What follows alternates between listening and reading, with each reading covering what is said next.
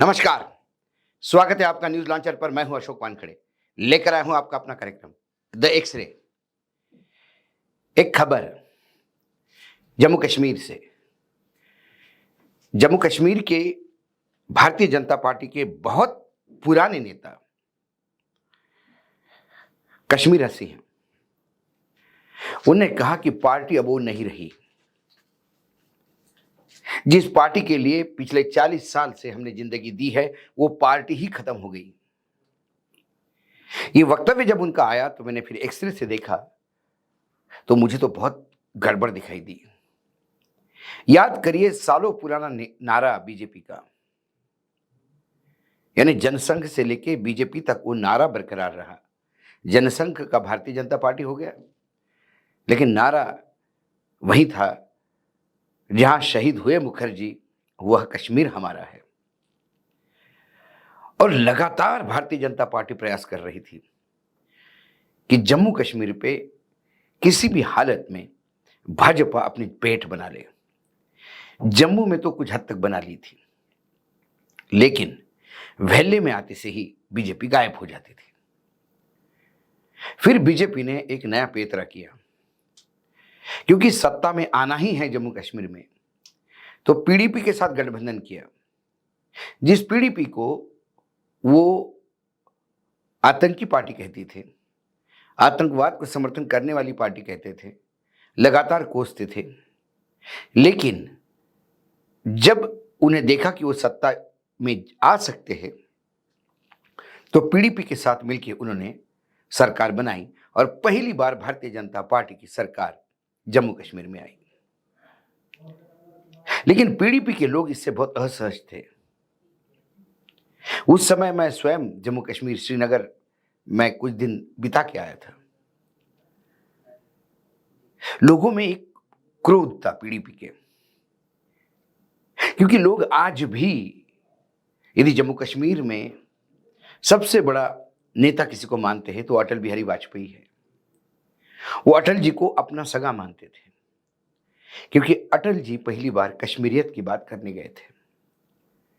लेकिन फिर अटल जी के बाद जो बीजेपी बनी है 2014 से, उसके क्या कहने।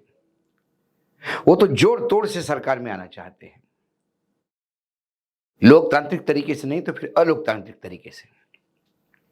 तो जहां विचारधारा नहीं बनती वहां वो सत्ता में आए और बहुत ही बकवास कारण बताते हैं सारे अंधभक्त कि हम जानना चाहते थे ये सिस्टम कैसा चलता है।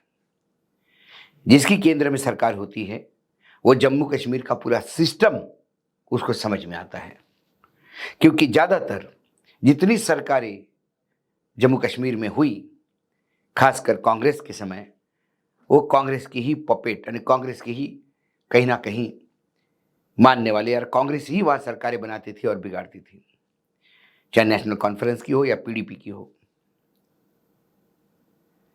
लेकिन इस बार जब पीडीपी के साथ बीजेपी ने सरकार बनाई तो फिर सत्ता का स्वाद भी चखा और फिर जम्मू कश्मीर में फिर अपने बलबूते पे आने के लिए धारा 370 का एक नाटक का मंचन हुआ। 370 वैसा ही खोखला हो चुकी थी, और ये जो बार बार 370 हटाने की बात करते हैं, 370 आज भी संविधान में है। 370 का एक क्लॉज इन्होंने हटाया, जिसके तहत अब बाहर के लोग जमीन खरीद सकते हैं जम्मू कश्मीर में। इससे ज्यादा कोई बदलाव नहीं आया, क्योंकि इसके पहले 37 बार 370 के साथ विभिन्न सरकारों ने छेड़खानी कर, कभी सर्वोच्च न्यायालय के निर्णय ने छेड़खानी की, करते हुए उसे एक नॉर्मल लेवल पे ले आए थे। लेकिन फिर 35A और 370 के नाम पे इन्होंने सोचा कि बहुत बड़ा अचीवमेंट किया, लेकिन वो जो क्लॉज डिलीट किया उससे केंद्र ने अपने पैरों पे कुल्हाड़ी भी मार दी, क्योंकि उसी क्लॉज के तहत केंद्र मिलिट्री और पैरामिलिट्री फोर्सेस सीधा बिना सरकार की अनुमति से जम्मू कश्मीर भेजती थी।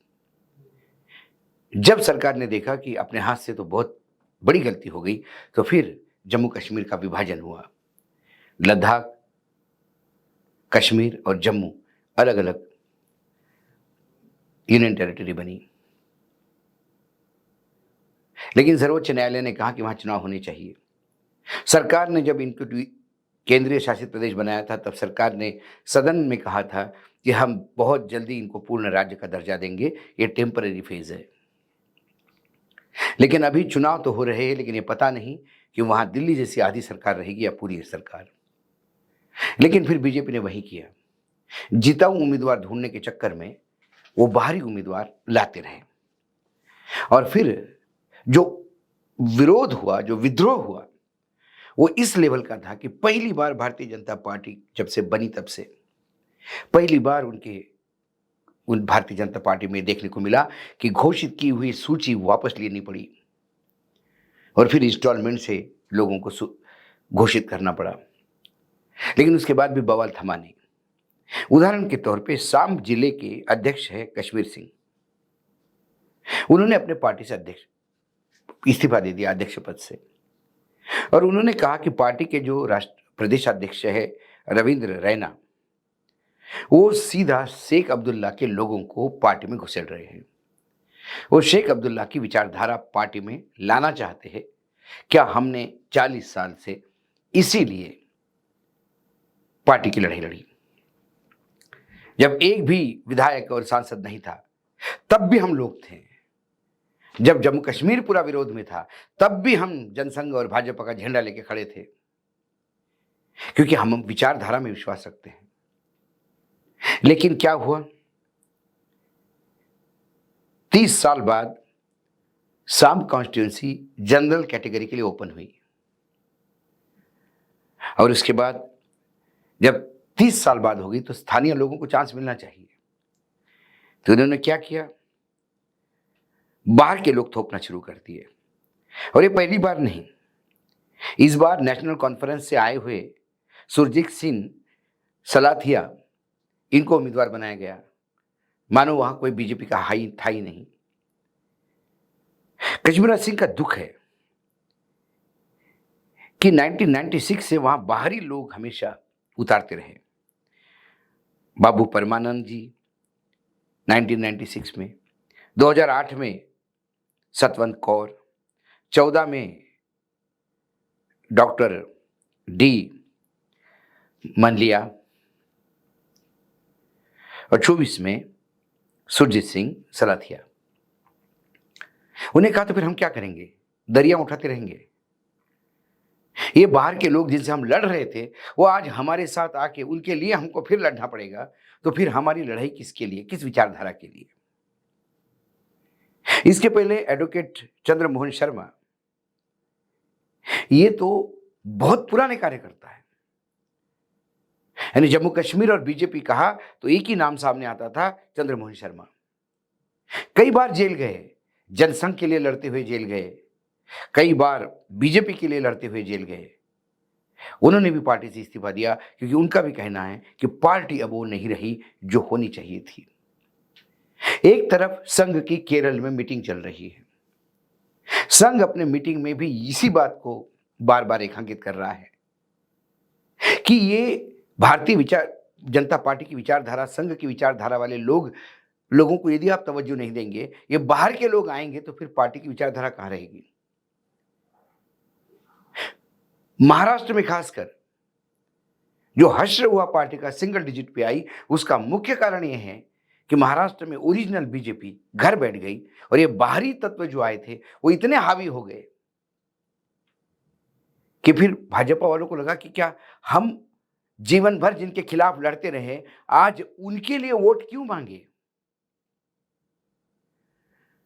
और भाजपा के कार्यकर्ता घर से बाहर नहीं निकले, संघ बाहर नहीं निकला, और भाजपा मात्र सिंगल डिजिट 48 सीटों में से। इतना बुरा हश्र भाजपा का कभी नहीं हुआ। लेकिन दिल्ली के नेता है, सीखने को तैयार नहीं। जम्मू कश्मीर में ये तो साम का एक उदाहरण दिया, डॉक्टर शर्मा का, एडवोकेट शर्मा का उदाहरण दिया।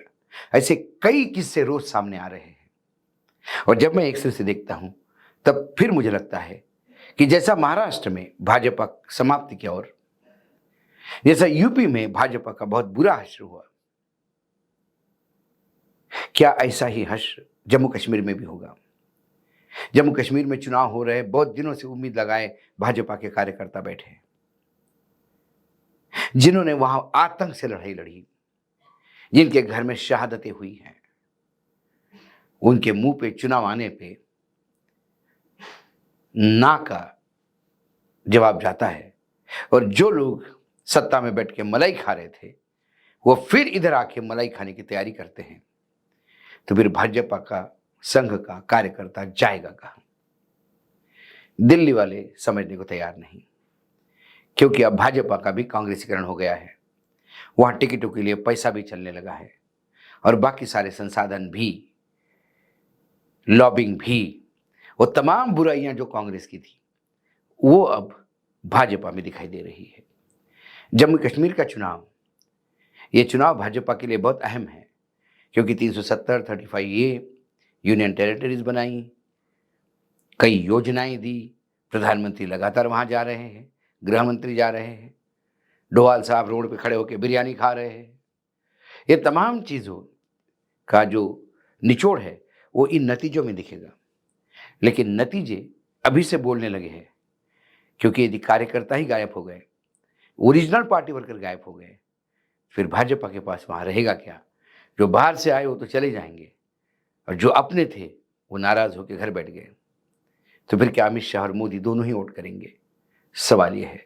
जब मैं इस तरह से देखता हूँ तो मुझे भाजपा की बहुत दुर्गति होते हुए देखती है जम्मू कश्मीर में, जो नहीं होना चाहिए। भाजपा को भी जम्मू कश्मीर में पैर रखने को जगह होनी चाहिए। वो भी एक विचारधारा है और प्रजातंत्र में सभी विचारों को जगह होनी चाहिए, ऐसा कम से कम मुझे लगता है। आज एक श्रेणी में इतना ही। कल फिर आता हूँ किसी विषय के साथ। तब तक के लिए नमस्कार। देखते रहिएगा न्यूज़ लॉन्चर।